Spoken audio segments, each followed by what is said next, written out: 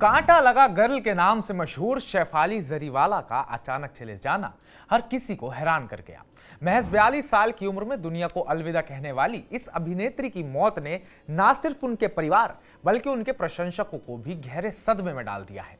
उनके पति पराग त्यागी और मां का रो रो कर बुरा हाल है। शनिवार की शाम को हुए उनके अंतिम संस्कार में पराग की आंखों से आंसुओं का सैलाब देख हर किसी का दिल पसीज गया। लेकिन सवाल यह है कि आखिर उस रात शेफाली के साथ ऐसा क्या हुआ जिसने उनकी जिंदगी छीन ली। आइए इस रहस्य को करीब से जानने की कोशिश करते हैं। नमस्कार, मैं उत्कर्ष प्रताप सिंह और आप देख रहे हैं टीवी 9 भारतवर्ष। 27 जून की रात शेफाली के लिए एक आम दिन की तरह शुरू हुई थी। उनके घर में पूजा का आयोजन था जिसके चलते शेफाली ने व्रत रखा था।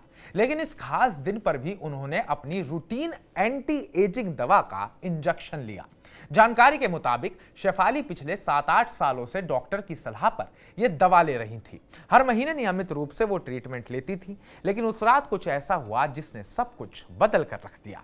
रात करीब 10 से 11 बजे के बीच अचानक शेफाली की तबीयत बिगड़ गई।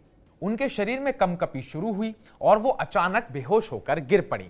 घर पर मौजूद उनके पति पराग, मां और कुछ अन्य लोग उन्हें तुरंत बेलव्यू हॉस्पिटल ले गए। लेकिन डॉक्टरों के तमाम प्रयासों के बावजूद शेफाली को बचाया नहीं जा सका। प्रारंभिक जांच में कार्डियक अरेस्ट को उनकी मौत का कारण बताया गया। लेकिन अब पुलिस और फॉरेंसिक जांच ने इस मामले में नए सवाल खड़े कर दिए हैं। आगे बात करते हैं कि ये कौन सी दवाएं थी जिन्हें शेफाली जरीवाला लिया करती थी और उन पर इनका क्या प्रभाव पड़ा। पुलिस जांच में सामने आया कि शेफाली लंबे समय से एंटी एजिंग दवाएं ले रही थी। 27 जून को भी उन्होंने दोपहर में ऐसा ही एक इंजेक्शन लिया था। फॉरेंसिक टीम ने उनके घर से कई दवाएं भी जब्त की हैं जिनमें anti ageing vials, vitamin supplements और गैस्ट्रिक की गोलियां शामिल हैं। जांच में शक जताया जा रहा है कि व्रत के दौरान इस दवा का इंजेक्शन लेना शेफाली के लिए घातक साबित हुआ।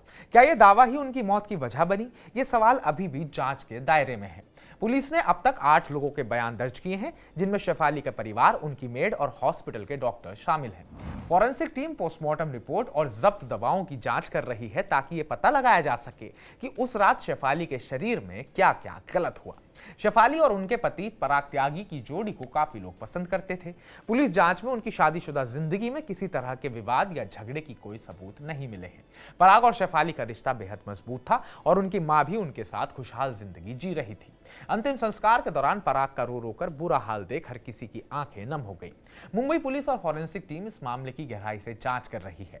शेफाली के घर की तलाशी में कई और अहम सुराग भी मिले हैं और अब सबकी नजरें पोस्टमार्टम और दवाओं की फॉरेंसिक रिपोर्ट पर टिकी है। क्या यह सिर्फ एक दुखद हादसा था या इसके पीछे कोई और वजह है?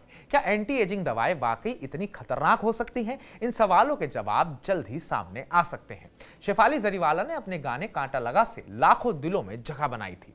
उनकी मुस्कान, उनका अंदाज और उनकी जिंदा दिली हमेशा उनके प्रशंसकों के दिलों में जिंदा रहेगी। लेकिन उनकी अचानक मौत ने हर किसी को यह सोचने पर मजबूर कर दिया है कि सेहत और दवाओं के मामले में कितनी सावधानी बरतनी चाहिए। क्या आपके मन में भी इस मामले को लेकर कोई सवाल है?